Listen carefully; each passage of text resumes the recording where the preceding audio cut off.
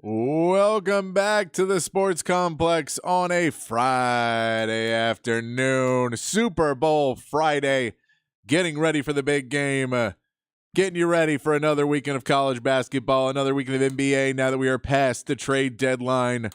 We know what these teams mostly are going to be set going into the playoffs. Maybe a few additions here in the buyout market, but a lot of that. We'll talk college basketball. We'll talk Texas in a game that I don't know if you can say a game is more must win on a game that if you don't win this one, it could be bad. It could be bad. I'll be mad on Monday. I'll tell you that much. We'll talk some other Big 12 basketball, some NBA. We'll get into more Super Bowl talk. And, of course, the NFL honors were last night as well. So we'll go into that. The new Hall of Fame class, all of the award winners in the NFL. We'll get to all that. And, of course, your text messages, 512-447-3776 is the text line. 512-447-3776 is the text line. If you guys want to join the conversation, you go in there, talk some Super Bowl, talk some college basketball, talk some NBA, talk some college football, whatever you guys want to talk about, send it in there. 512-447-3776. You guys drive the show. We just try to keep it on the rails. And that also means we will have the big fat poll of the day today, getting you involved because we love to hear from you guys here on the show.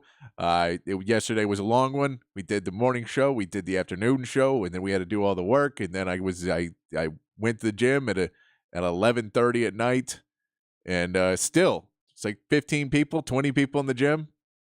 Still, every time they're on the same thing I want to be on. It's an amazing way that the world works. That if it was any other day, it was arms day. So I had to do my arms, and I was ready to do them. And then legs wide open. You want to do chest and back? No problem. Machine's wide open. You want to do some arms? No, not available. And I'm just going to do my method. I know all you guys on the text line gave me the good advice. Say, how many sets do you have left? What I do, the stare and then immediate look away when they look at me. That's what I do. It's very ineffective. Very ineffective. I hope everybody's going to have good Super Bowl plans. I hope you're enjoying a party that you're going to enjoy, or you're enjoying not being at a party. Whatever is your preference, I hope you get a good time. Go get some good food. Get whatever, imbibe in whatever you want to have. Enjoy it. Monday is one of those days where, we all as sports fans kind of get to walk in with a little bit of a pass, and everyone will say, oh, your eyes are a little bloodshot. We get it. You enjoyed Super Bowl Sunday. What ad did you think was the best? And you will say, that one with the dog. And I bet there's ones with dogs. You can get away with it if you want to change any of that. But I hope you all have a good weekend and enjoy it. It is going to be fun. We'll get more into the Super Bowl in the 5 o'clock hour. But I want to start off talking some basketball, get into it with Texas taking on a West Virginia team on Saturday. Texas has had struggles at home, to say the least. They've, even though they have a couple good wins at home, like a win against Baylor, you do have losses. And the Houston loss is not terrible, but you have a UCF loss. You have the Texas Tech loss. Losses that you do not want to have on your home court. And you lose to Iowa State on Tuesday. But you are going against a West Virginia team where you are a double-digit point favorite going into this game. West Virginia has not won a true road game all season. I know we lost to West Virginia at West Virginia, but that's somewhat of the Big 12. West Virginia has wins in the Big 12. They're all at home. They have not won. I'm saying all season have not won a true road game.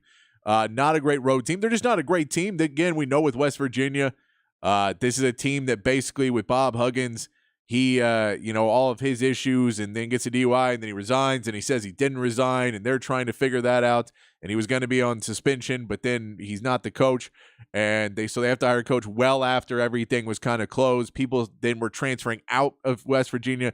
They couldn't bring in. The transfer portal wasn't really open. They were putting people on this roster very late up until the season just to get a full roster. And it's a team that you need to be able to beat this year in the Big 12. They'll be good again soon enough, but right now they're a down team. When Texas was at West Virginia, Pat Sumanick was one of the guys who was a big influence in that game and a big impact in that game. He has just not been playing at the highest level since in the last few weeks. That was he's had some big games at home. He doesn't travel as well. His game doesn't travel as well, so you need to be able to handle that. Roquan Battle is their leading scorer You're going to have to be able to shut him down. He's about 6'5", so he's a little bit bigger than most of our guards are going to be on him. But you imagine Kendall Weaver will be picking up Roquan Battle and see if you can slow him down. They do have multiple players that score in double digits. They pass it around because you kind of, for a West Virginia team, they have to go find whoever they can find that's going to be playing well and shooting well that day. They don't necessarily have a go-to guy. Roquan Battle would probably be your closest one, but even him, if he's having a bad game, you got to go somewhere else, and he's not going to give you, usually on any given night, 25 to 30, so you're going to have to find it in different places for West Virginia. I think the one issue for Texas that you just have to worry about, and you should still be able to handle this, is that they do have some more size in Texas. As we said, Roquan Battle 6'5", so he's bigger than Max Abmas. He's bigger than Tyrese Hunter. Kendall Weaver will probably get that assignment though, and so when Max Abmas and Tyrese Hunter are going to have to play a little bit bigger than they normally play, and then once you get into the post where Dylan Mitchell is, Quinn Slazinski is probably going to be Dylan Mitchell's guy. He's a 6'9" guy. Dylan Mitchell can match up with that. He has the size to do it. It's a question of, again, can you protect the paint and stop a three-point shooter? And Dylan Disu will have his hands full inside with Jesse Edwards, 6'11". And this is a point for Dylan Disu. Defensively, it's not as big of a worry. This, again, is not a super high-powered West Virginia offense. It comes down to, for Texas, what it's come down to for many games this season, you can't take a half off. And you can't just not find an offense for 20 minutes of a game or 15 minutes of a game or however long it is. And sometimes it's 10 in the first half and 10 in the second where you just don't play any offense.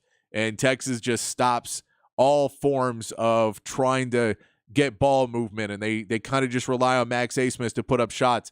And then he misses a couple. So he gives it to Tyrese Hunter, and then he misses a couple. And you don't penetrate. You don't go at the rim. You don't try and draw contact. This is a West Virginia team that doesn't have the defenders who won't get in foul trouble. These guys are not going to be the most disciplined team. So if your shots aren't falling, which you hope they're falling and everything goes out well and you walk away and you get a 20-point lead and Chris Johnson gets playing time and man, you then at the end of the game, Cole Bott and Gavin Perryman are in the game. That's best case scenario. We know Rodney Terry's not much of a empty the bench guy. He usually does it maybe in the last 20 seconds, but that's not necessarily his MO. But this is something for Texas where you're going to need Texas to step up in this game. And if the shots are not falling, attack the basket. Attack the basket. Don't just rely on Dylan Disu to go inside and try and wear down Jesse Edwards and wear down Slazinski and wear down Sumanik and wear down their big guys and try and push them around and get, you don't need to just rely on that. Max Abmas needs to go and try and get to the free throw line. Tyrese Hunter needs to attack and get to the free throw line because that is where you're going to have to go and make your impact in this game. If your shot's not falling, get to the free throw line. If you're playing top defenses like Houston, they're going to be rough with you.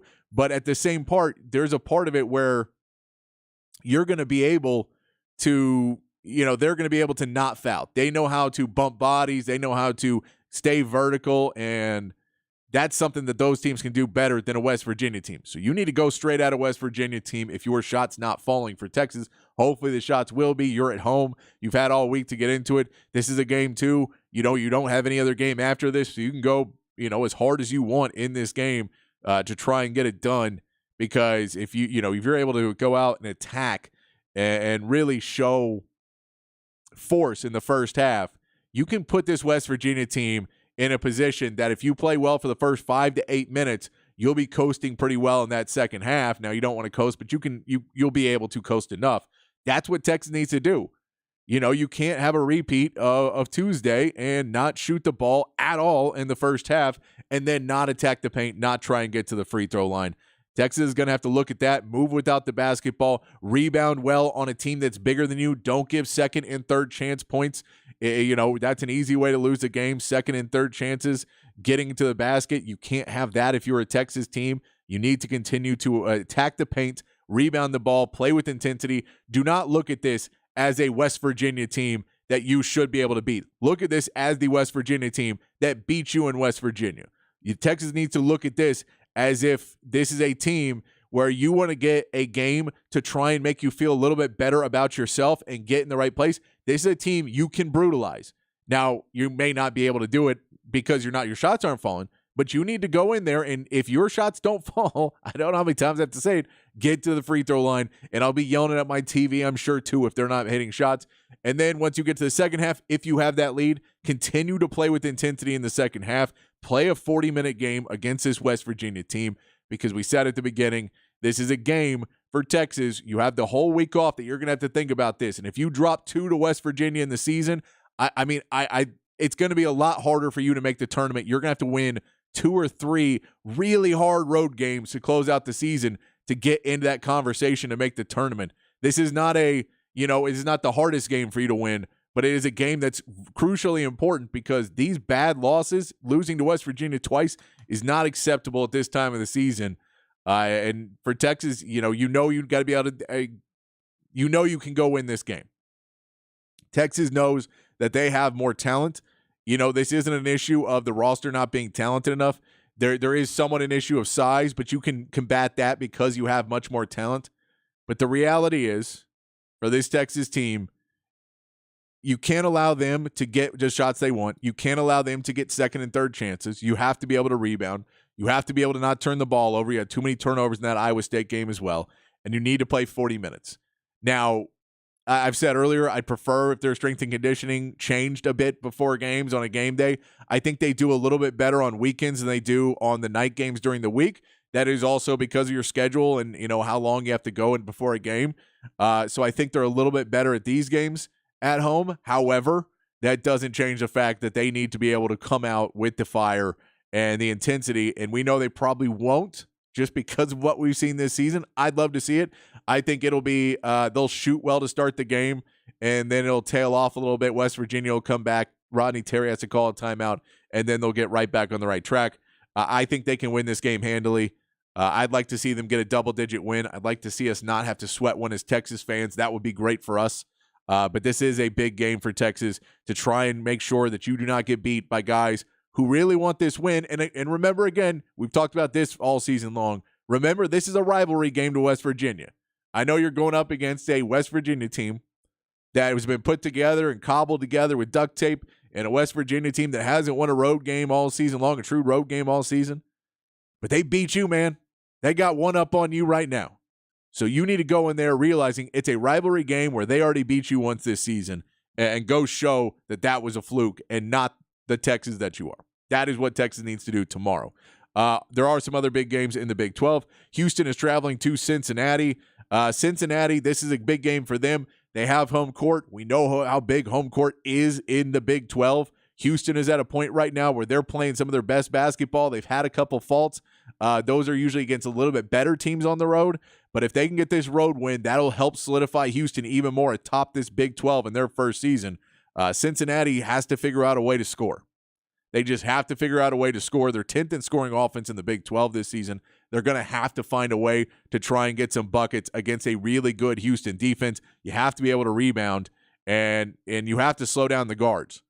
So if you're Cincinnati, your guard play and rotations, and Jizzle James has to come in and play at a high level off the bench defensively against their guards to make Sheed and Cryer not get the shot percentage up, make them miss shots, and then rebound the ball. Those guys are bulk shooters, and it doesn't necessarily hurt them as much because they offensive rebound the ball really well. Cincinnati has to try and curb that at home if they want to have any shot to win. UCF is playing at Texas Tech.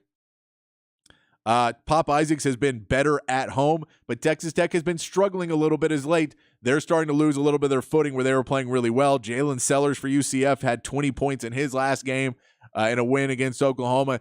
UCF feels like this is a game they're going to come in and give Texas Tech everything they've got. I think Texas Tech at home has the edge, but UCF is one you could look past if you're in Lubbock, and they're going to go try and make an impact there. We also have Kansas State versus number 21 BYU.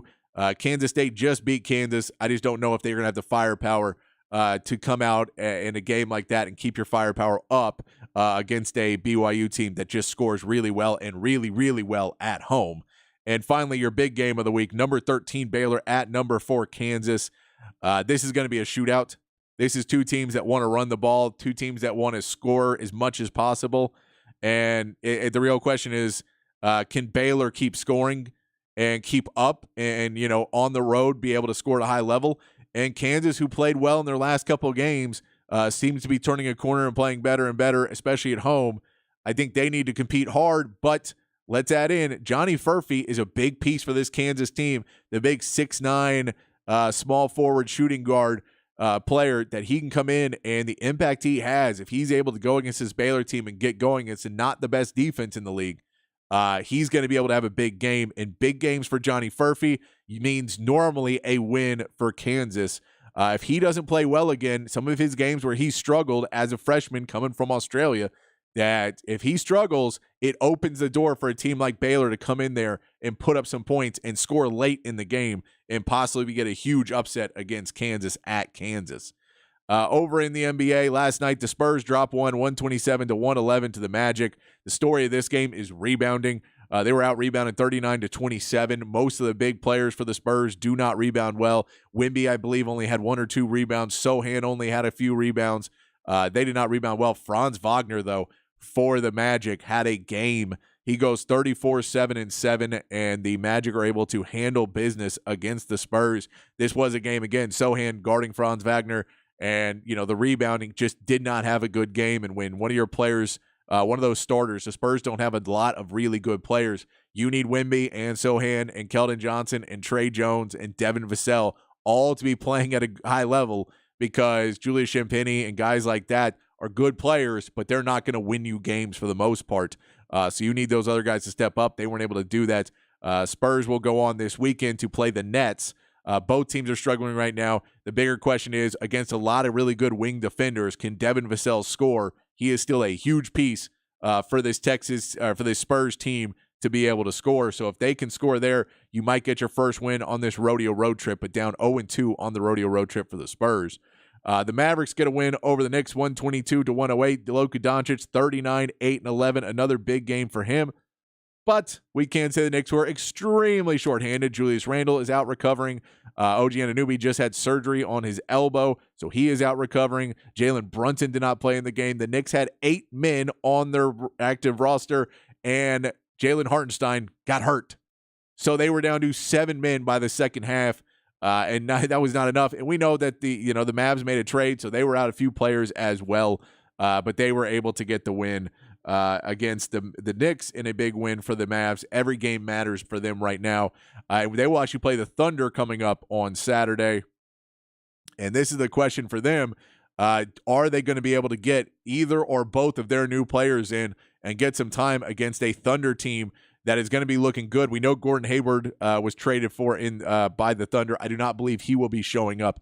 He looks like he will be out for the game. But P.J. Washington, Daniel Gafford, 2 big men that the Mavs picked up, could very much help out against Jalen Williams and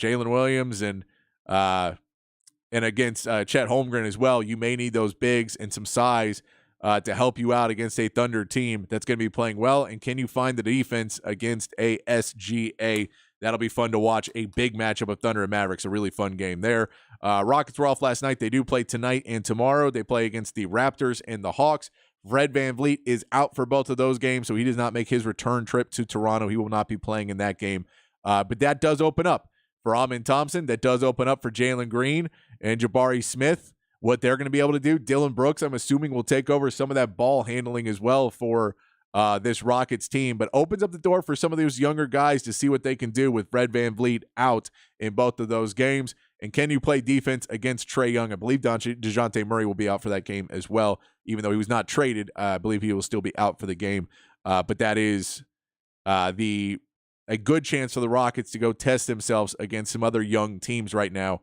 We know the Raptors are kind of blowing it up. But the Hawks, another good young team. How can you go and can you play the defense that you need to play to get a win against the Hawks is a big question as well.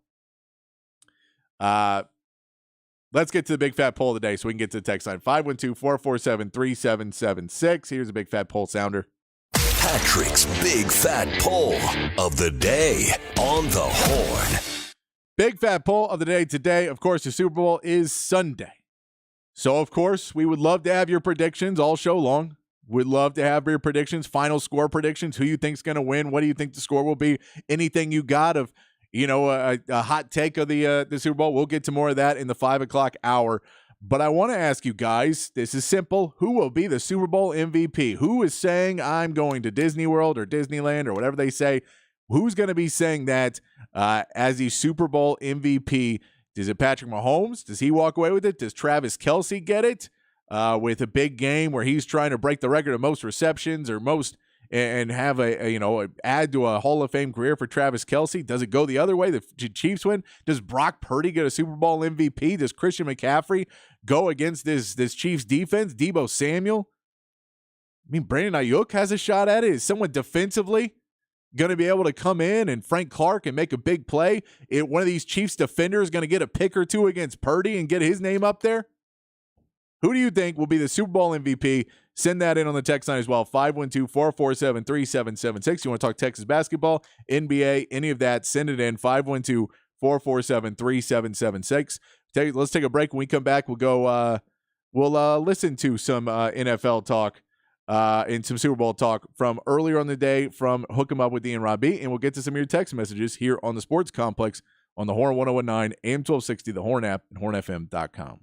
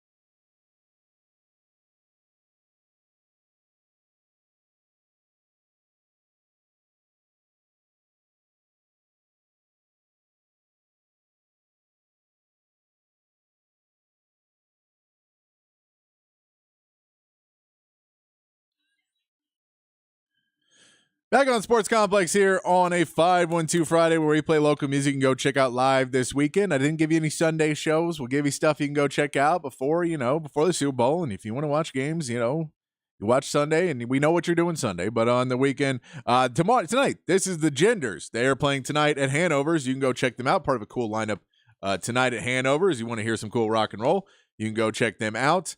But this is the Genders if you want to check them out. All right. Let's get to it. I want to play some sound from Hook 'em Up with Ian Rob B. Give us a little Hook 'em Up replay here, talking about the Chiefs defense and what it means against Brock Purdy. A guy where we know Cam Newton is walking around Vegas, still trying to explain himself and say he's not taking a shot, but then take a shot. And I think it's more like I figured out more the whole Cam Newton thing is just it's all about him, that he thinks that he should be taken as one of the best players to ever play the game because of what he did. And so everyone else, like Tom Brady and Kurt Warner, all these, they don't count. They're not as good as him, I think is what he's going for. And I know that's a bit hyperbole, but the same part, that's kind of where he's like, well, if you run in a system, then you're not the great quarterback. I could not run in a system. I could run my own thing, and that makes me great. Which you're like, they're just different things. We don't have to go one or the other. But yeah, he's going around making that. Brock Purdy is definitely a piece of discussion going into the game. Hasn't looked as great with not turning the ball over as he gets into the playoffs. He's going to be big against a really good Chiefs defense. Here's a Hook 'em Up replay with Rob Babers and Aaron Hogan talking about that Chiefs defense and Brock Purdy having to figure out a way around it.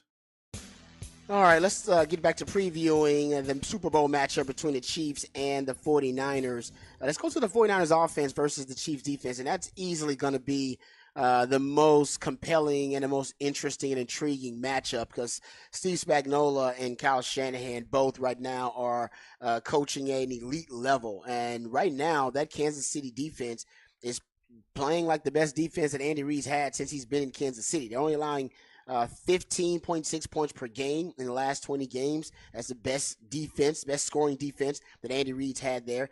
Kansas City loves to blitz their DBs. Nobody blitzes their DBs and their cornerbacks more than Steve Spagnuolo. Loves to play a lot of sub packages. He plays dime defense, which is 6 DBs.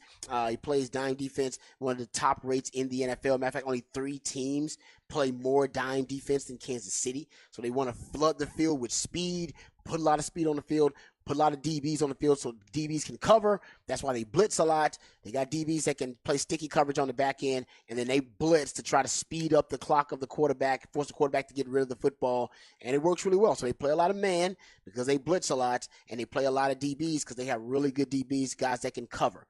And usually this formula, I think, works out pretty well for them. I mean, you can look at Kansas City. If they end up beating the 49ers, they will have defeated 4 of the top 5 offenses in yards per play just in this postseason alone.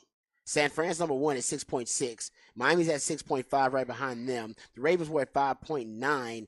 The Bills are at 5.7. Detroit is right. Detroit was at 5.9. So they're the only other offense in that top 5 that they haven't played in the postseason. That Kansas City hasn't played and hadn't held them to a mediocre, to a pedestrian effort. Kansas City's defense has been balling this postseason.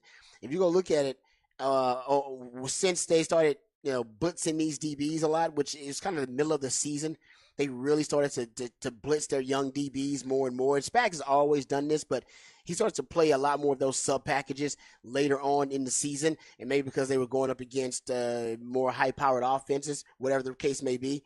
But either way, this is going to be the chess match between Spags and between Shano, because Spags wants to play a lot of sub packages, and Shano wants to play a lot of power and heavy sets, meaning 2 backs, 2 tight ends. He's going to play 2 backs 40% of the time. That's 21 personnel, or that's going to be 22 personnel. Sometimes he goes real power formations. He goes 22 personnel, or they'll go 2 tight ends and they'll go 12 personnel. And when the 49ers go 12 personnel, that is also something they've done 50% of the time. They've been 12 or they've been 22 personnel just this postseason alone. So when they go heavy, will Spags and the Kansas City Chiefs counter by going with their 3 linebacker base package? And what I mean by base is basically you only got 4 DBs in there. You don't have your sub package with 5 and 6 DBs. 75% of the time when the Chiefs have played against a team that throws out their 22 and 12 personnel at a rate even close to 49ers, because nobody does it as much as the 49ers. But when they play teams who are heavy run sets, heavy personnels, they play base 75% of the time. That's not what Spags wants to do. That's outside of his comfort zone. And that is where I think the 49ers may get their advantage. If they have to play those 3 linebackers and have to play just 4 DBs, and that's where Shannon will try to find coverage matchups, right? In terms of matchup advantages in coverage. He'll, because if you only got 4 DBs out there, that means with your 4 DBs, you're going to be trying to cover Christian McCaffrey, Deebo Samuel, Kittle, and Brandon Ayuk. One of those guys is going to end up matched up on linebacker. You just don't know which one, right? Ideally, you want your 4 DBs, your best 4 coverage guys, to be locked up in coverage. Well, if Spags only got his base out there, then one of those weapons for Shano, one of them is going to be in man-to-man coverage potentially on a run defender, on a forced run defender, a guy who is a coverage liability, and that's all he's looking for. Who's the coverage liability in this situation? Is it whoever's defending McCaffrey, whoever's defending Kittle, whoever's defending Ayuk? And they'll look for that from down to down. So that's the first chess match you want to watch, really, or the chess move you want to watch. Shannon will present power with 22, 21, and 12 personnel. What is Spags' counter? Is he going to counter with sub packages? Because if he does, then Shannon may decide, all right, I'm going to run power right down your throat then, because we have the size, girth advantage, and we're running heavier sets against your lighter defenders with your sub packages. Or if they go just base and they try to match power with Shano, then Shano can just, present power personnel packages and pivot to play action pass principles, which you guys have heard me say plenty of times before. So that is going to be the first thing to watch. And this season, it ain't looked good for the Kansas City Chiefs when they've had to defend 21 personnel. Just so you know, this season, the 130 times or so it's happened, just 21 personnel is 84 times, but defending 21 and 22 was 130. But when they're defending just 21 personnel, they defended 84 plays so far this year. They're allowing 8.6 yards per attempt through the air, and they're allowing 6.6 yards per rush on the ground. Anytime they have to defend an offense that's running 21 personnel. Now, nobody in the NFL does this except for really Shano and Mike McDaniel. But the few times the Kansas City Chiefs have had to see it, they allow big plays. That is going to be my concern. Can they hold up against the team that runs 2-back sets, that runs power sets better and more efficiently and more effectively than anybody else in the league, whilst that being a vulnerability for this defense? Because they just don't face it a lot. They don't see it a lot. It's a great matchup. It's great stuff with Rod, and that's the chess match you can watch. You hear it here with Rod breaking it down, and then you watch the game. You'll be thinking base personnel. They got linebackers on the field. Who's going to be matched up on that linebacker? Oh, man, it's good stuff right there, Rod Babers. This is such a fascinating matchup. One thing that I'm interested in is I don't think, especially on the right side, I don't think the 49ers offensive line is that great at the right side. And I think – I mean, this Chiefs team, you talked about how they like to blitz their backers, their defensive backs. They do. They're second in the NFL with 57 sacks this year. Yep. They'll get to the quarterback, and Chris Jones is a game wrecker. That becomes massive. Can they get to Brock Purdy and make his life miserable? If they do, then the coverage not as important. They got to get home. But this game just couldn't be more even for me. I mean, it's just everything, and it's what breaks the tie is Patrick Mahomes. He does. I mean, it really does when it comes down to it. And I like Brock Purdy. I just saw where at his school out in Arizona, where he went to high school, they're renaming the street that runs in front of his high school Brock Purdy Way. No way. Yes. Really? I just saw That's that. a little soon, isn't it? Hey, man, they don't have a lot of famous people over there in Arizona. So. Chandler, Arizona, wherever he's from. Man, I guess Brock so. Purdy Way. Brock, that's a little soon. Wait till he wins the Super Bowl first. He's there. He's in it. Wait till he signs another contract first or something. Yeah. I guess he's obviously the most famous person ever to go to that school then. Oh, for sure. Well, it is a little early. He's only only 25 years old. That's what I'm saying. You can wait a little while. There's no reason to rush this thing. I know. They're okay. Some would say they might be over their skis a little bit. Yeah. They like them. They want it to be Purdy time. Yeah. Well, I think a lot of people want it to be Purdy time, and that's going to be the key too, right? Can Purdy hold up against the pressure? And I think he has held up against the pressure really well so far this year. Perry High School in the town of Gilbert, Arizona, has renamed the street outside of Perry High School Brock Purdy Way. I don't. Is that just for the week, or is that for all time? That's what I'm saying. If it's all time, that's a little soon, guys. This is for the rest of. This is the rest of all time. Like I don't know. That's a lot. I don't know where that is. You can always rename it again if you need to. Rename it again? Go back to what it was. Don't you want to avoid that? To rename it again? Come on. And I'm sure somebody did that with Deshaun Watson too, and look what happened. Ooh. This is the Deshaun Watson way somewhere that had to be changed.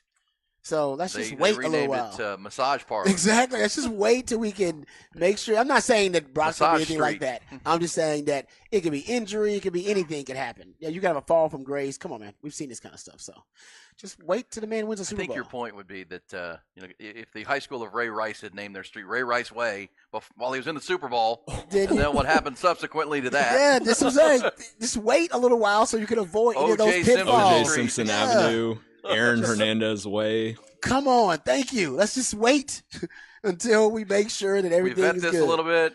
Come on, guys. It's a little tiny Gilbert, Arizona. Maybe not learn their lessons. But yeah, the Chiefs, about the blitzing, they blitz rate third most in the NFL. O.J. Simpson Avenue. There are a bunch of those too. Yards per pass attempt and sacks, they are first in the NFL when using the blitz at yards per pass attempt allowed and sacks. So they generate more sacks blitzing those DBs. The reason that's going to be interesting, talked about this yesterday a little bit. Channel loves using those condensed and compressed sets. What you're doing is bringing those DBs closer to the line of scrimmage, closer to the formation. And if that is the case, those DBs that like to blitz anyway are closer to their work. They're closer to the quarterback.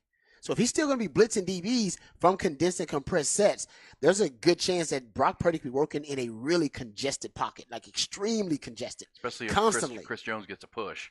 Yes, right? Yeah. That's a lot of congestion in the pocket. So I wonder if Shano will change things up a little bit and go, because they love empty formation too. They'll go 21, 22 personnel, and they run more empty formation on third and long than anybody else. I wonder if you'll see them spread things out a little bit just to force Kansas City to have to, if they're going to be blitzing those DBs, force them to come from a longer distance away.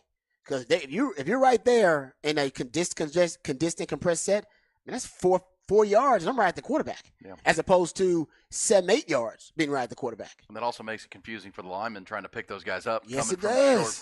They don't see them coming. Yeah. Because they're on top of you so fast. No, that's good stuff right there, Rod Babers. Good stuff there from Rod and Aaron, and hook them up weekday morning 6 to 11 right here on the Horn. Good stuff about the Super Bowl. We'll get more into it in the 5 o'clock hour. But, yeah, that defense is going to be a big challenge. Brock Purdy is going to have a lot of work ahead of him. And it's a ton of pressure for a young guy who has done well so far to handle the pressure.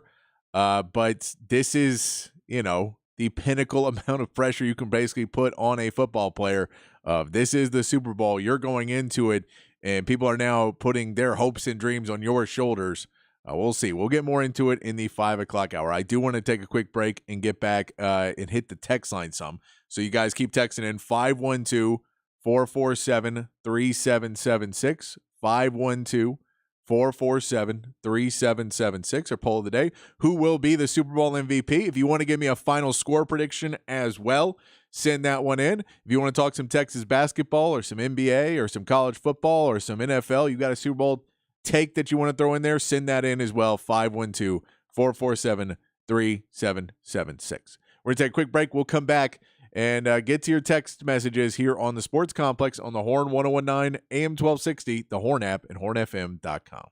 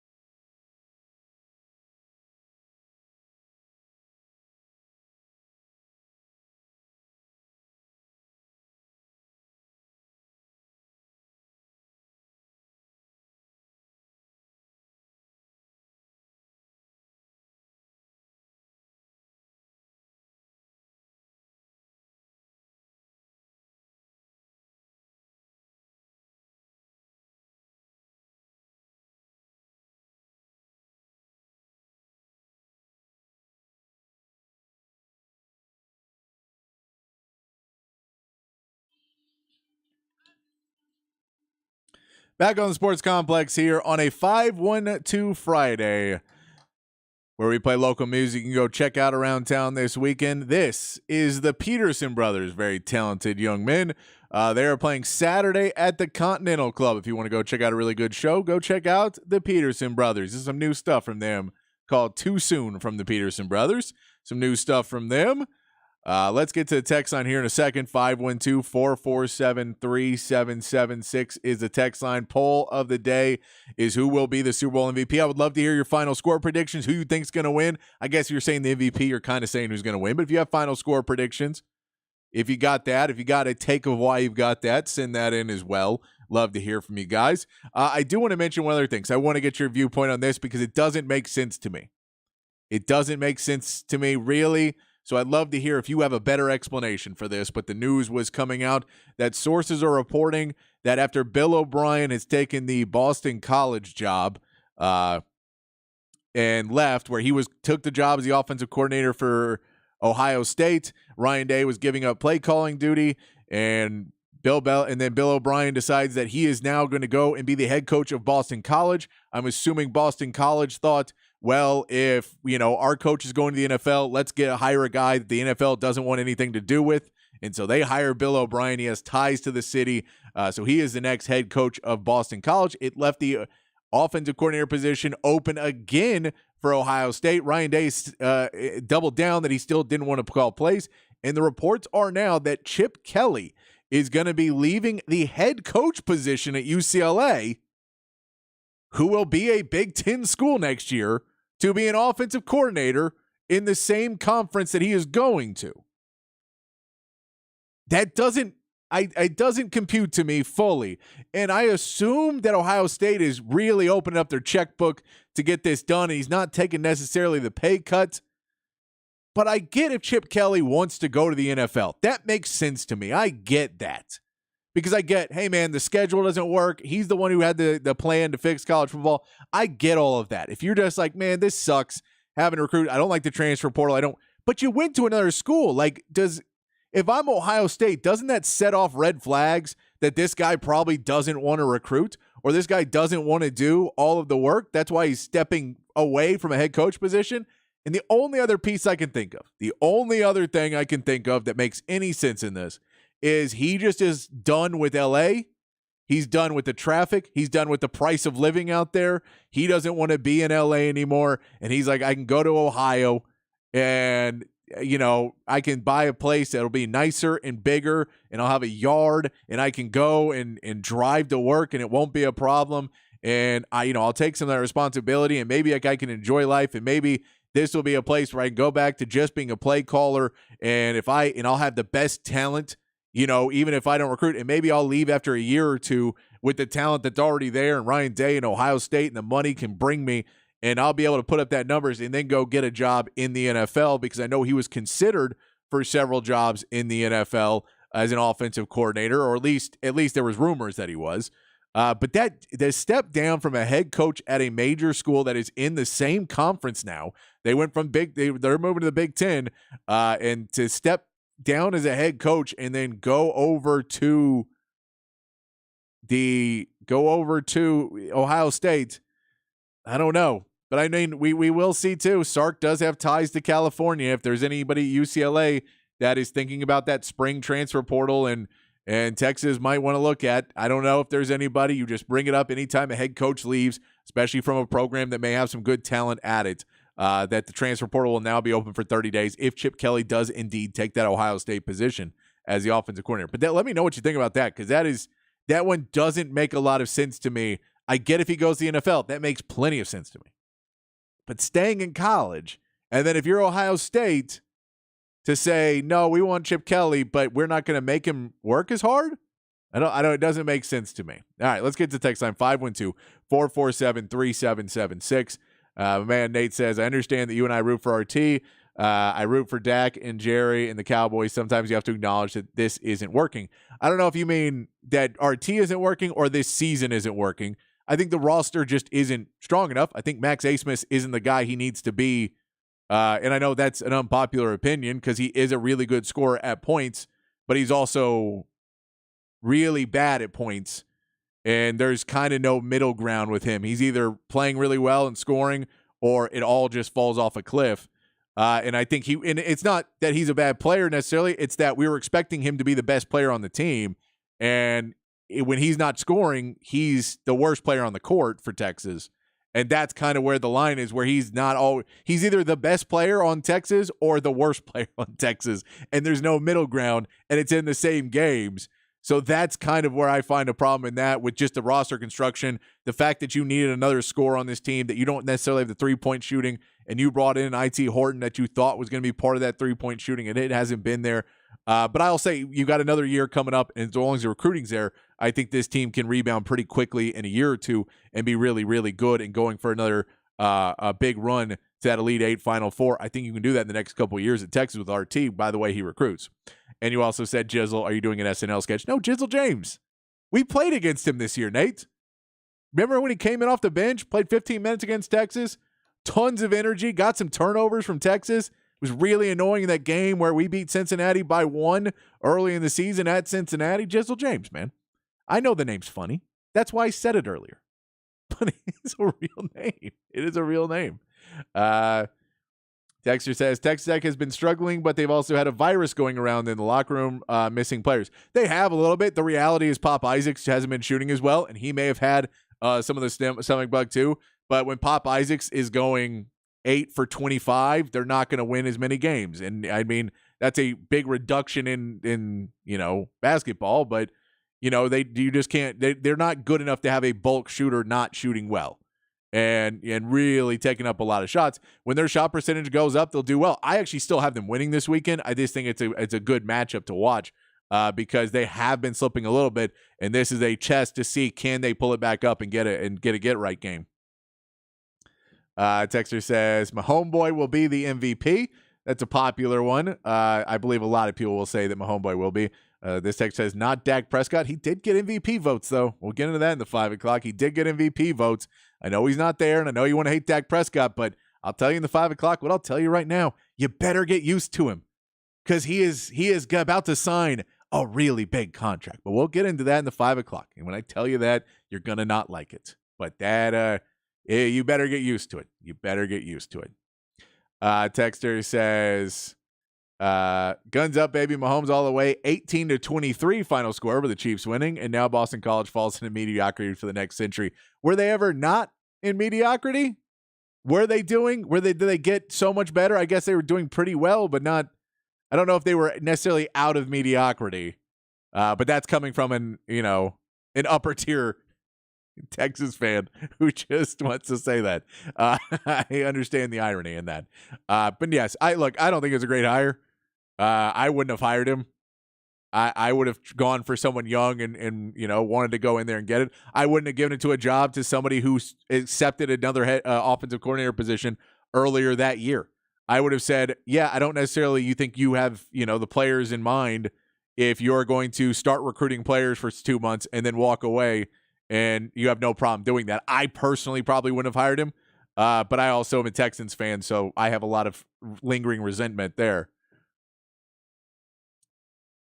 And Texter says, if I'm an Ohio State fan, there's your replacement for Ryan Day as they hate him. Yeah, but I don't think Chip Kelly wants to be a head coach. I think he wants to go to the NFL. That's my point. Is I don't think he wants to recruit and be part of college football. And I don't know if he'd be at Ohio State. That seems like I don't know if he could pull that off. That seems crazy. I know he did Oregon, but Ohio State, Chip Kelly, I don't know if that's the guy. I get what you're saying. I don't think you're far off on that. Fans may want that, but as a school, I don't know. I don't know. Well, I'll tell you what. Why don't we keep talking about that in the 5 o'clock? We'll talk NFL honors were given out last night, and we'll get into some Super Bowl talk. Oh, and Dallas Cowboys defensive coordinator may have been hired, and they lose another coach in the defensive end. We'll get into that as well for the 5 o'clock hours. We keep it going. Keep those texts coming in. We keep rolling here on the Sports Complex in the Horn 1019, AM 1260, the Horn app, and hornfm.com.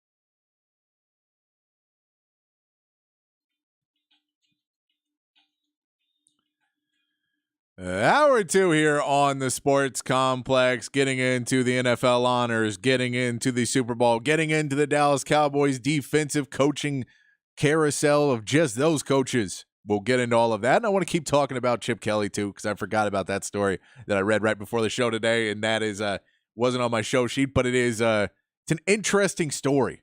It's interesting. It doesn't make a lot of sense, but Chip Kelly's that guy, maybe. Maybe he's just that guy. So we'll get on that and more of your text, 512-447-3776. 512-447-3776 is the text line number. Poll of the day, who will be Super Bowl MVP and your Super Bowl predictions? Who is winning? What is the final score? Send those in. Any other hot takes you got for the Super Bowl, send that stuff in. Your favorite prop bet? I love always prop bets. I don't have any pulled up right now. I got to pull some up for some friends before the show, but I don't necessarily have the great prop bets up of the the national anthem and all that. We only got 2 hours. I didn't feel the need we needed to go too far into that. But if you've got any great ones of that you feel is a sure thing, that you got a sure thing prop bet for our listeners, let me know on the text line. We'll give that out, and everybody can be a winner here. We'd all be winners on the Sports Complex. I do want to get if you didn't hear, if you're just tuning in the 5 o'clock hour and you did not hear about Chip Kelly is apparently leaving UCLA as a head coach to become the offensive coordinator of Ohio State after Bill O'Brien was leaving the Ohio State offensive coordinator position that he took about a month ago to be the head coach of Boston College. We all pretty much feel sad for Boston College, but I'm curious why someone would leave a college head coaching position for another college offensive coordinator position, both in the Big Ten now. The only thing I can think is that he just disdained LA. That's the only thing I can really think. If he just did not like what he was going through in the traffic, I can get that. I can understand that. Last night we did have the NFL honors happen. Lamar Jackson does win MVP. Almost unanimously first place votes. Josh Allen got 1 vote for first place. I don't know why you would put Josh Allen on there. I don't think that he's the second place guy. And Dak Prescott got a ton more second place votes. Dak Prescott's actually your second place in MVP voting. And for everyone who wants to say, we had Dexter said not Dak Prescott winning the MVP. I really hate to break it. Dak Prescott's going to sign a massive extension. Dak Prescott will probably be, if not top 3, top 5 highest paid quarterback going in to next season. And whether you like that or not, it basically ends up that because of how much his cap hit is right now, for them to be able to move on from him with, I don't think they're going to let him sit and to go into free agency, because then they have to go into a bidding war, which Jerry Jones does not want to do. And you don't want to just lose him, because then, who do you know? You don't know if you have another guy. So I don't think they're going to let him go. Plus, if they keep him at the cap number they have this year, it's going to be very hard to do the go all in that Jerry Jones said he's going to do, because it's like a half or more of your salary cap just goes to Dak Prescott if you don't get him to renegotiate his contract, which means renegotiating is signing an extension and lowering the cap hit this year, because you're hoping down the line either the salary cap will jump a bit more, or that, it'll be the end of a run of a dynasty and you'll be able to pay him out that money and kind of take the hit for a year or two after winning multiple Super Bowls. But I imagine Dak Prescott to sign a very, very expensive, decently long extension this offseason would be my, he's the number 2 in MVP voting. He's winning 12 games a year. He's doing what he needs to be. His stats are really good. And at the end of the day, that's what's going to matter to the Cowboys. I'd be very surprised if Jerry Jones does not give a big contract extension this year. So as much you want to hate on him, get used to it, because I don't think it's changing for the next 4 to 5 years, was what I would say. So I would say get used to it at this point. You can hope that they're going to draft somebody, but that doesn't seem like a very Jerry Jones move either. Your offensive player of the year is Christian McCaffrey. He ends up with 39 first-place votes. Tyreek Hill was 7. Lamar Jackson gets 3. Don't vote for quarterbacks in this, guys. Don't vote for quarterbacks. CeeDee Lamb gets a first-place vote as well for offensive player of the year. I'm guessing somebody that didn't like Dak Prescott, gave that to CeeDee Lamb. I'm guessing that. Your defensive player of the year is Myles Garrett. I think that's the right call as well. TJ Watt gets 19 votes. Micah Parsons, 7. Deron Bland gets 1. Max Crosby, 0 first-place votes for Max Crosby. But Myles Garrett, I believe that play, there's the one play I always look back at, but he dominated all season long. But the play against the Titans where they're trying to double him with 2 tight ends and trying to bring, and he just walks to the other side of the line. And so they motion both those tight ends, and then he just walks to the other side of the line, and they do it back and forth until they get a delay of game. It's just peak football. Just peak, like that stuff you do in Madden. They did it in a real game. Hilarious stuff. And then the Texans walk away with both the defensive and offensive rookie of the year. Puka Nacua, the only one who got a couple votes from C.J. Stroud. He gets 48 of the 50 votes. C.J. Stroud does for offensive rookie of the year. Will Anderson shares it with a number of other people in the voting. But it's showing that what the Texans did and what we saw in the draft last season, where they went all in and went in the second and third pick, that they nailed it, at least for the first season. And for one season, they seemed to nail that, getting the best offensive and defensive rookie of the year in the draft, 1 and 2. That was a great swing for the Texans. It's worked out. They make the playoffs. DeMeco Ryans just misses out, getting the coach of the year. Kevin Stefanski wins coach of the year. That's okay. I think I would have been a DeMeco Ryans guy, but I'm a Texans fan, so I would have gone with DeMeco Ryans and turning that franchise around that, was so bad for so long, changing the culture. And I think, it depends on what your style of coaching or what your theory on coaching is did you make 2 rookies win rookie of the year? Does that help get you and elevate you? Or does it being able to go through 5 quarterbacks and put together a system and find the right guys to get into it? Kevin Stefanski wins it. And the comeback player of the year is Joe Flacco. He edges out DeMar Hamlin, who came back from the dead but barely played this year, but came back from the dead. So, pretty healthy accomplishment on that one. Baker Mayfield comes in at 3rd with 93 first-place votes in that as well. The Hall of Fame announced last night, too. Dwight Freeney, Devin Hester, Julius Peppers, Patrick Willis, Steve McMichael, and Randy Gardisher. And, of course, Andre Johnson, the first Texan to get in, and Darren Woodson snubbed again. Would have loved to see him get in, but I think it's a pretty good class going in this season. Awesome to see Steve McMichael, the 6th Longhorn, to get in, and Andre Johnson, the first Texan to get in to the Hall of Fame. Very cool to see him get in, and a wide receivers and a guy that didn't have a quarterback for a long time and switched quarterbacks. Didn't necessarily have the success that they wanted to have when he was there. Great to see him get in. Let's talk little Cowboys, and then we'll get back to the text line 512-447-3776. Who's going to be the MVP? Your final score predictions. And if you want to talk college basketball, NFL, anything else you want to talk about, we'll get to it. We'll get back to that right after we talk a little bit about the Cowboys. Seeing that the Cowboys have seemed to settle that they will be hiring Mike Zimmer. There's still a few things to work out of all this. He seemed to be the best choice. I think Mike Vrabel was a little bit more of a, making a choice of a guy who just came off being a head coach. Maybe that transition's a little bit harder. The control and power between him and Mike McCarthy may be more of a problem. Mike Zimmer, I believe, has a relationship with the Jones. We know that Jerry Jones wanted to get his name in the headlines. He wanted the Cowboys to be in the headlines, so he interviewed Rex Ryan. That's the only reason I think they interviewed Rex Ryan. I get interviewing people from other teams. That makes sense because, maybe you find out some things. Maybe you interview some young guys that maybe really impress you, and you may want to look at them in a year or two. I don't get interviewing Rex Ryan. I think that was just simply so he could get his name because that's what Jerry Jones does. He keeps the Cowboys in the news. But hiring Mike Zimmer, and with that, we also saw the Seahawks have now hired Aiden Durde as their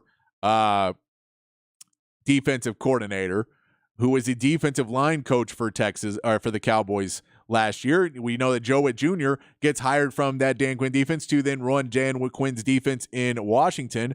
So you now lose a couple staffers there in Dallas. You have other guys that were trying to be poached, but they're still under contract. They're going to be working with Mike Zimmer, at least for the season. And the big question is, when you go into this for the Dallas Cowboys, you're assuming again, I'm assuming that Dak Prescott gets a contract extension, and then they can start going in to who they will be bringing back and how they will be building this defense. Stephon Gilmore has already come out and said that he would like to come back and be a Cowboy next season. So we'll be able to see if he returns and helps out that secondary. That now if you have Deron Bland, Gilmore, and Trayvon Diggs coming back, that secondary could look better under Mike Zimmer. We'll see how Micah Parsons and Mike Zimmer get along while that contract is being manufactured and put together. What they're going to be able to offer Micah Parsons. That's a big deal what Mike Zimmer is going to be able to do. He's going to bring a different look to this defense. He has shown in the past that he has done big things turning around, and I think it may not be as fun of a defense to watch of trying to get the turnovers and speed all over the place. But I think it's a very good hire. I think it's a very good hire and a safe hire, which is kind of what you want from Jerry Jones. After he comes out of a meeting and says, we're going all in, you get a little worried that he may go try and make a splash again and get his name in the news. He makes a smart hire, at least allegedly so far. Sources say that he'll bring in Mike Zimmer. I'm curious, too. There is something to be said about Mike Zimmer when he's talking with the players and his reputation. And he spent the time with the Cowboys before. But he was just hanging out and working for Deion Sanders and Coach Prime. And we know how respected he is by at least the players from so many different people. That he has that connection, and we know, Deion has a connection to the Cowboys as well. So we'll wonder how much that connection of Deion to the Cowboys and Mike Zimmer to Deion and all of that and the players and the talking, if that actually comes into it a little bit as well and recruiting players to come play for the Cowboys. It's an interesting look there. All right, let's get back to the text line. Get your predictions, and we'll get back to our Super Bowl talk in just a minute. 512-447-3776. Sam Marcus Russ says, as a longtime Texans fan, I feel sorry for Boston College. We all do, Russ. We all do. This says, somewhat disagree with on your take on Pop. He shoots more when Warren Washington is out because we can't pound it in the paint. I'm not necessarily saying that it's his fault that he's not. I just when Texas Tech becomes a bulk shooting offense, they're just not as good, and that's when we've seen the games where they've struggled. And it can be because they don't have the talent and they don't have the other people because they're injured or sick or whatever else. That may fully be the point. I have not watched the entirety of every Texas Tech game. I can tell you that off the top. So I can believe that. I'm simply saying when you look at when Pop Isaac either is forced to or has become the bulk shooter, their numbers go down dramatically. And that's when people are able to kind of catch back up with this Texas Tech team that plays pretty tough, plays good enough defense, and their offense can get going. But, you lose a piece or two, and it always slows down. Let's see. Texter says, I'm sure I'm late to the party, but the NFL award show last night was a travesty. If you can come back from the dead and not win Comeback Player of the Year, what are we even doing here? The reality is I personally wouldn't have given it to him. I think he's won other awards for coming back from the dead. And it's nothing against DeMar Hamlin personally. I think it was a great story that he came back and the people that took care of him. But I think Baker Mayfield and Joe Flacco being left for dead and then coming back and both being in the playoffs, that to me is a better story. That's I get DeMar Hamlin came back. If he played well this season, if he was playing a lot of snaps, then DeMar Hamlin's the guy, because being able to have that, cardiac event and then being able to come back and get cleared and do what you need to do. But he was basically a player that didn't play a ton, and now he's a player that doesn't play a ton, but he died in the middle of it. I get it, but I'd still put Flacco and Mayfield ahead of him just on my ballot of taking out that and just saying, yeah, that's a cool story, but, Joe Flacco, no one thought he could play, and when he did, it was a joke that we were saying, and he had a magical run for a little bit. I personally would have voted for Baker Mayfield, even though I'm not the biggest Baker Mayfield fan. I'm not really a Baker Mayfield fan at all, but I would have voted for him simply in the fact that I think, when he's basically left for dead, Carolina, you got to remember, Carolina had Baker Mayfield running scout team defense. Because he just wanted to do something. That was how disrespected and out of the league he is. And then he goes to the Rams, and they kind of use him a little bit, but they don't keep him, and they don't. And he's thought, at that point, he's barely finding a job. And if it wasn't for the fact that the Buccaneers didn't have another option, he doesn't get a shot, and he takes that team and gets him to the playoffs. Personally, that's a comeback for me of a guy who it was thought about a league. I get he was the number one overall pick, But that, for me, Baker would have been the vote I would have put in. Let's see. Dexter says, in all reality, who can the Cowboys get that's better than Dak that's already not signed to a huge contract on their own team? Josh Allen. I agree. You're not getting anyone better than Dak. The reality of what you could try. This is all you can do is eat it this year. But then, that's basically you say, we're going to draft a quarterback. We're going to try and work Trey Lance. And at the end of this season, Mike McCarthy's fired. Dak Prescott's gone. And we're restarting, hopefully with Micah Parsons staying with us. And hopefully CeeDee Lamb's all happy and staying with us. Like, I don't think in the NFL you can really take that big of a risk and not try and compete for a Super Bowl this year, which if you're not re-signing him, it's just going to be really, really hard because you have to renegotiate that contract, and Dak Prescott has all of the leverage right now. And so that means that it's going to be very difficult for the Cowboys to find another way. Texter also says, if Gilmore is back, do you think Bland would move back to nickel? I don't know. And I think, there may be a point. We'll see, too. Gilmore is coming back. He'll be coming back from another injury, some surgery and trying to get back into it. Trayvon Diggs is going to be having to come back from surgery as well. So you may be using Bland in different places. He may fall back into the nickel spot. And he may, you may be able to ride that if he is a Dan Quinn guy and he feels in that, you may be able to actually try and call up the Commanders and get some value for him in a trade if you re-sign Gilmore. I know Jerome Bland had a great season. It seems silly to get rid of him. I was not as high on – I know he set the record for most pick sixes. I get it. He's a really good ball hawk. I don't know if that fits into what Mike Zimmer does the same way it fits into what Dan Quinn does. And so if you're able to call up Dan Quinn and say, we don't want to trade in division, but in the same fact, if you're willing to give us a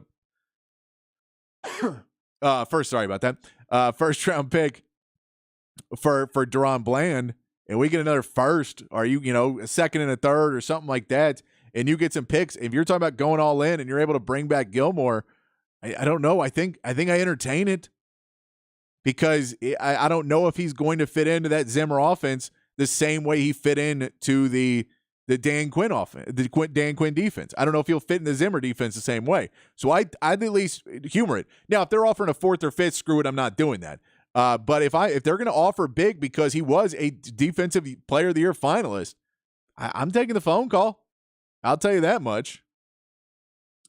Let's talk a little Super Bowl, and we'll get back to the text line 512-447-3776. We got some of your predictions. This is just still, I've all week long been trying to go back and forth about this game because everything all season long, I had the 49ers winning the Super Bowl. They look like the most dominant team. They look like the team who's going to get it done. I thought Baltimore had a really good shot at it, but at a certain point when you saw the play calling against the Chiefs, that's why they didn't win. And I just don't know if they were quite ready this season. Hopefully they'll be able to keep a lot of those pieces together and come back and play well next season and get another shot to go after it. And hopefully Lamar Jackson will stay healthy again. But we look at the 49ers. They were 7-2 against playoff teams. That's, ignoring week 17 where they rested everybody. But 7-2 against playoff teams this season. They've played well against good teams. And their offense has been electric.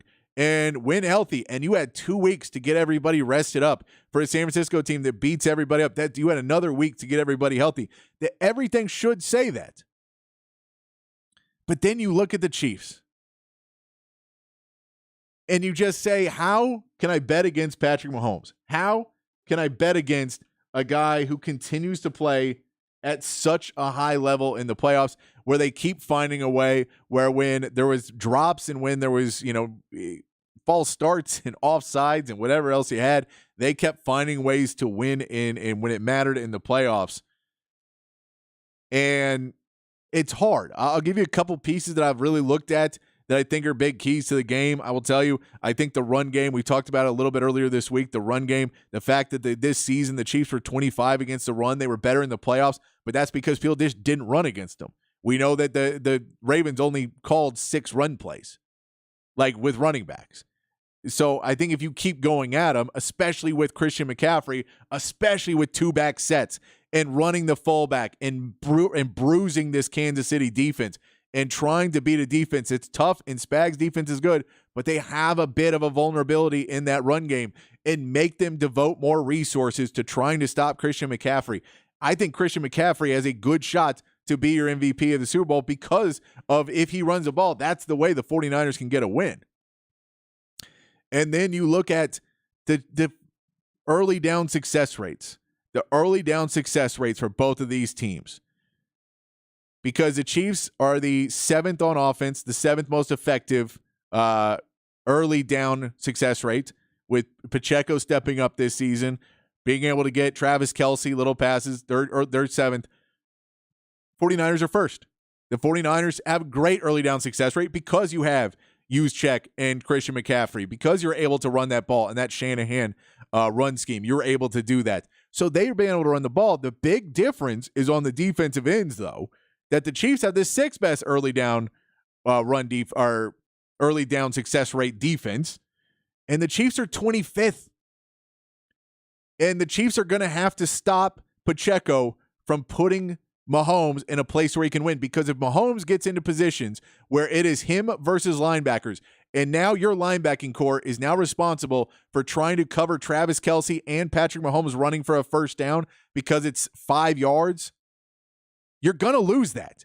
90% of the time, you're going to lose that because either he's going to find Kelce or he's going to be able to get to space. You can't spread out your linebacking core that little that you're trying to stop Pacheco, trying to stop Kelce, and trying to stop Mahomes. That defensive line is going to have to play at a higher level for the 49ers, and they've been playing in the last few weeks.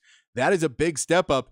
I just don't see many ways that the 49ers, unless this offense is electric running the ball, and unless Christian McCaffrey goes off for, 25 to 30 carries and 100 some plus yards and continues to put him down, and the defense is they're just able to run clock and not give opportunities to get in the end zone, something Christian McCaffrey's really good at. If they're able to get in the end zone, then I think they have a shot in this game. But I keep saying it's going to go back to the Chiefs. I think the big problem is going to be the 49ers are going to get down the field at someone, and once the field starts to collapse and that run game is going to start to collapse a little bit more because the linebackers and safeties and everybody can move up a little bit more, I think they're going to have to kick too many field goals, and the Chiefs will be able to open it up a little bit more. Rashee Rice will have a good game, and Patrick Mahomes and Travis Kelce just know too much to do it. And once you get in that secondary for the 49ers, they can do some real damage for the Chiefs. I just don't have a way that, I know the way the 49ers win. I just don't see it happening. Unfortunately, I'm kind of rooting for him because Kyle Shanahan, I'd like him to get one. I've been a fan of his for a while. I know he's a UT guy too, and that helps out. Work with Rod Babers is a friend of his. I'd like him to get one. Unfortunately, that's not the pick I have. Right now, I'll tell you my pick is the Chiefs winning the game 27-23 is what my pick is. I think it just comes down to the Chiefs trying to continue to run it, but not being able to get that pass into the end zone, and Brock Purdy either throwing picks in the end zone or not trying to force it and not being able to get the ball in, even with Debo and Christian McCaffrey. That shortened field, if you don't have the explosive plays, that's really going to hurt this San Francisco team. Tell me what you think on the text line, 512-447-3776. We got to take a break. We'll come back. We'll hit the text line up again and play some sound. Go behind the burnt orange curtain. Why don't we do that when we come back here on the Sports Complex in the Horn 1019 AM 1260, the Horn app, and hornfm.com.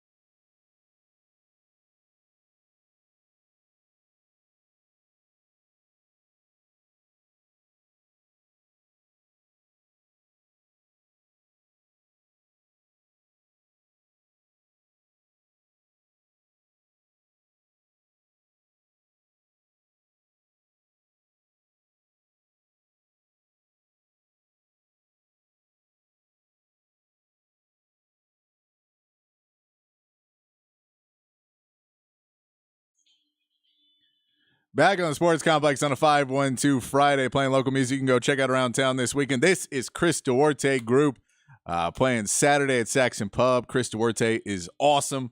Guitar slinger, been around town for a long time. I remember we played, the band I was working for played with him at a festival, I think in Victoria. I think it was Victoria, Texas. We were playing this festival, and there's a mariachi band that's playing like before everybody played, and we're all backstage, and we just see him run after one of the mariachi guys, and Chris goes over and talks to him, and then all of a sudden we see the mariachi guy taking his pants off, and Chris Duarte puts him on and gives him some cash, and he goes out and plays. He's like, oh, they were cool pants. I had to have them. Just crazy guy, amazing guitar player, tons of fun every time you can see him. He's playing Saturday at Saxon Pub. If you want to go check out Chris Duarte Group, really good stuff. Text line's open, 512-447-3776. 512-447-3776 is that text line.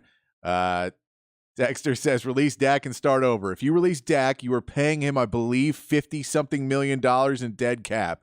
So basically, of over a third of your cap space is completely gone. You're not getting anything for it. You also then don't have a quarterback. I think that may be the worst move. I know people don't like Dak Prescott, but it would be the dumbest move you could do to release Dak Prescott, and you still have to pay him. Like, it's guaranteed money that he has, so you're not getting out of it, and the dead cap will kill you. You cannot do that. That's not an option. Now, you can try to sweet talk him into a 2-year thing where, it's the money goes out and you spread the money out, or, renegotiating his contract and believing in himself and all this other stuff. You can try all of that. You can try and, spread the money out over the next few years, and it's still going to be a ton of money. There's different ways you can try to get around the fact of re-signing him to a long-term extension. But they're just not really, they're not viable ways to compete for a title in the next 2 years. Or 3 years. And that's the reality, is if you're Super Bowl bound, and Jerry Jones says he is, and that's the whole thing, that we're getting to the playoffs, we're 12-win teams, we need to get there. That he's not. I just don't see it. I just don't see it. And my man Nate says, I like that take, Patrick, which why I listen to you, buddy. I will throw this. I looked in the break at Deron Bland's contract. I did not realize I knew he had a team-friendly contract. It is extremely team-friendly. He's making about $1 million a year for the next 2 seasons, which, again, that's one of those pieces. You're probably not going to re-sign him in 2 years when he becomes a free agent, just because monetarily, if he continues to play at a high level. So either he's going to play at a high level and go somewhere else, and where he is where people can use him better. But whatever you're going to do, he's extremely team friendly. Which if you're at Commanders again and you need to make a splash, giving up a first-round pick for a guy making really little money for a couple seasons, and you can go spend money elsewhere, not a bad move. I'm just saying. I'd call it. And I'd call up other teams too and see if they want to get in on a Defensive Player of the Year finalist and see who wants to offer the most. I just know that Dan Quinn would probably be interested in it. Joe Witt Jr., the secondary coach, would probably be interested in it. Depends on what the price is, but I like it. I like it. Their texter says, sounds like a gambler. I don't gamble a lot. I gamble with other people's money. I tell people what I believe in. I don't gamble a lot because there's times where it's hurt the game because I feel like I'm being punished. It was because I picked it. It's wrong. But no, if you have a different take too, I'd love to hear if you think I'm crazy and the 49ers are going to win. I just keep trying to look at it, trying to figure out if the Chiefs are going to win, if the 49ers are going to be able to win. And I just don't see it. And right now, the 49ers are favorites. So the Chiefs winning, the spread doesn't matter anymore. If I'm saying the Chiefs are winning, I just take the money line on that one. Let's play some sound from Hook 'em Up with Ian Rod B. Play a little bit behind the burnt orange curtain. We'll come back, get more of the text line, 512-447-3776. Who will be the Super Bowl MVP? What is your final score prediction? And if you want to talk Cowboys or Longhorns or anything else, send that in as well, 512-447-3776. Let's do a little replay from Hook 'em Up here on the Sports Complex.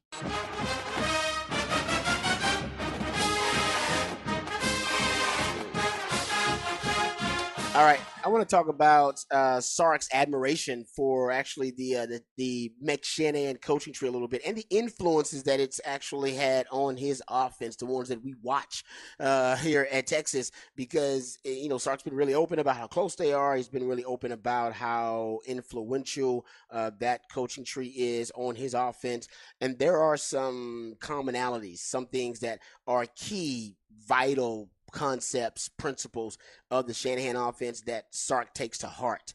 And one of them is pre-snap motion, right? Pre-snap motion is big in the Shanahan offense. It's actually one of the key staples. And after following Shanahan in Atlanta, Sark started to implement a lot of pre-snap motion in his offense. Now the numbers are ridiculous. I mean, Sark is probably around 55, maybe between 55 and 60% pre-snap motion rate, which is actually below considering the guys on the Shanahan coaching tree. I mean, they are, Miami is Mike McDaniel's at 82%. Sean McVay's at 70%. Shano's around 70-something percent.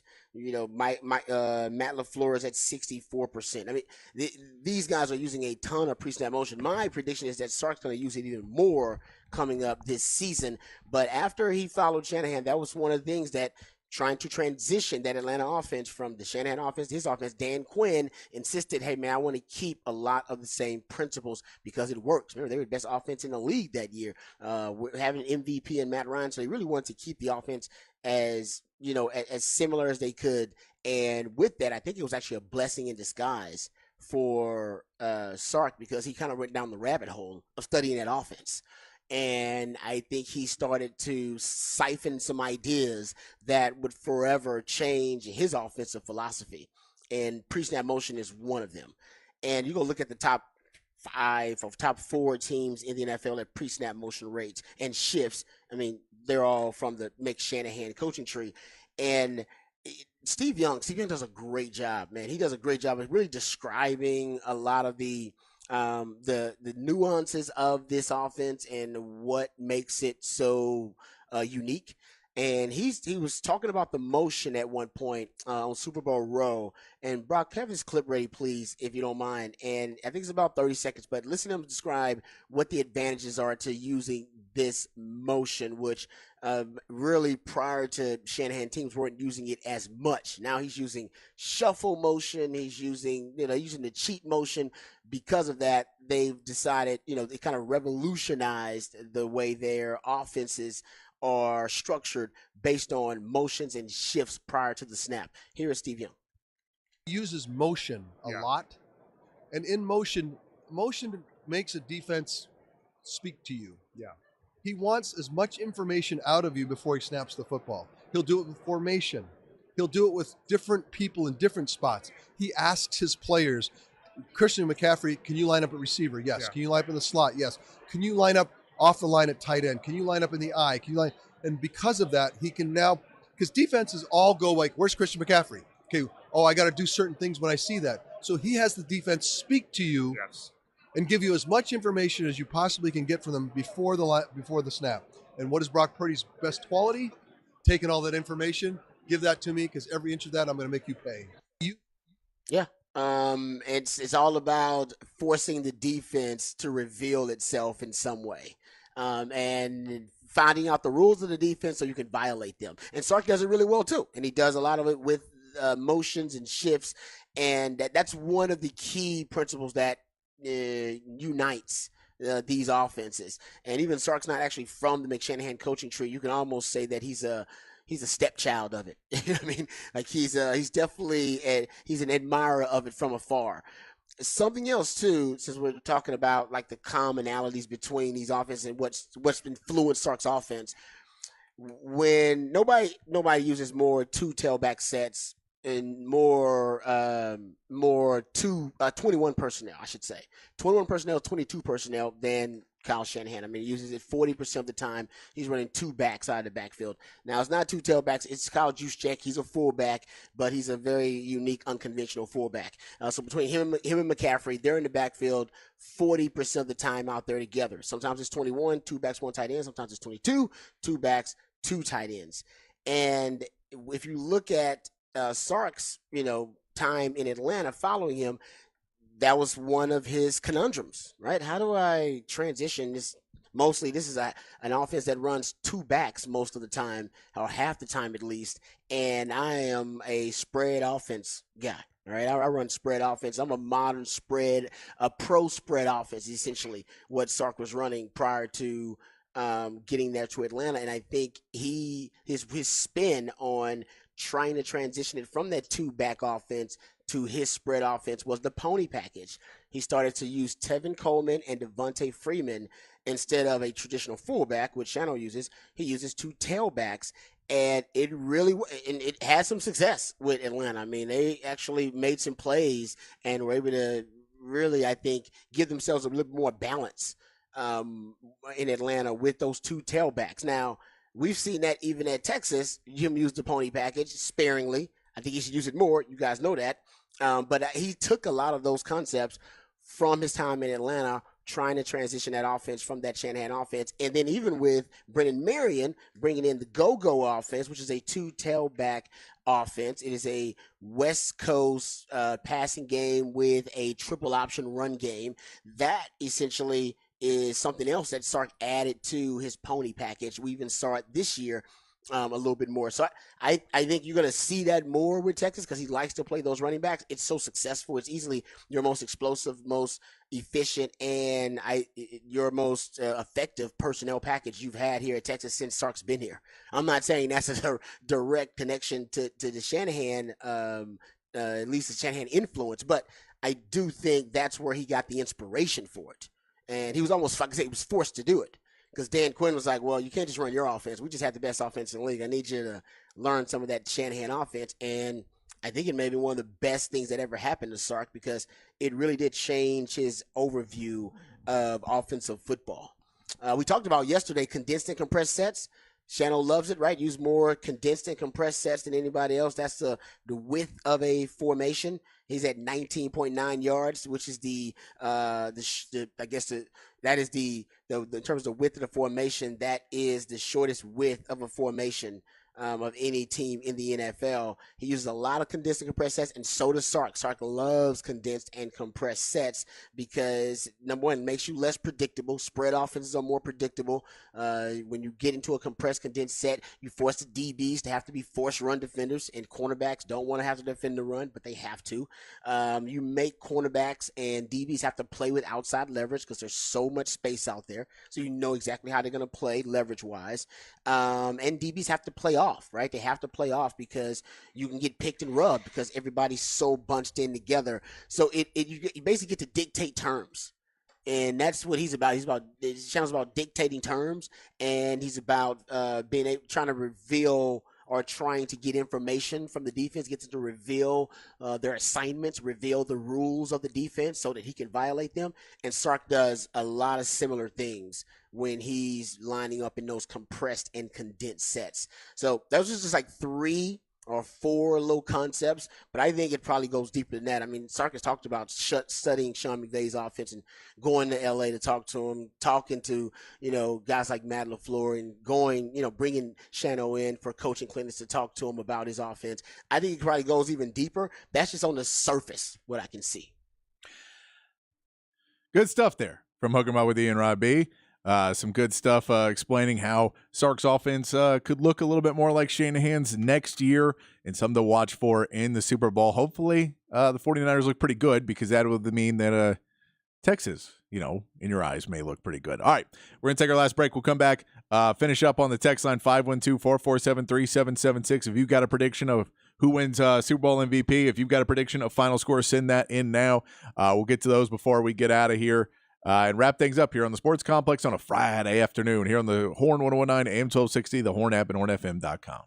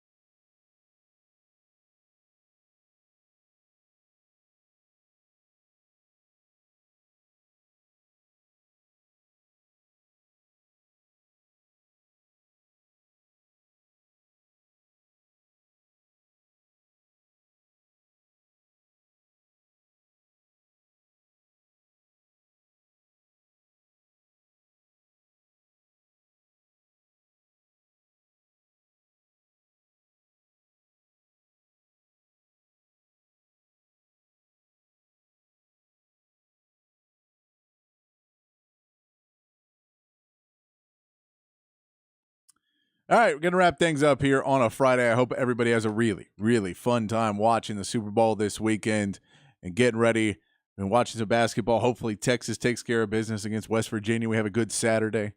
Last text, they won't do it. They won't win with Dak. Cap hit doesn't matter at this point. Dead cap or not, Jerry is delusional. I like $60 million this season. Look, if you want that, still keep him. Draft a rookie, keep Trey Lance and try it out. But you don't cut him. You keep him. If you're paying him, you might as well keep him. And by the way, Jerry's going to re-sign him. We just know that because going all in means you re-sign him. All right, we got to get out of here. We'll be back Monday to talk Super Bowl, college basketball, and a whole lot more. Until then, be kind, be safe, keep your underwear clean, and we'll see you right back here for more of the Sports Complex.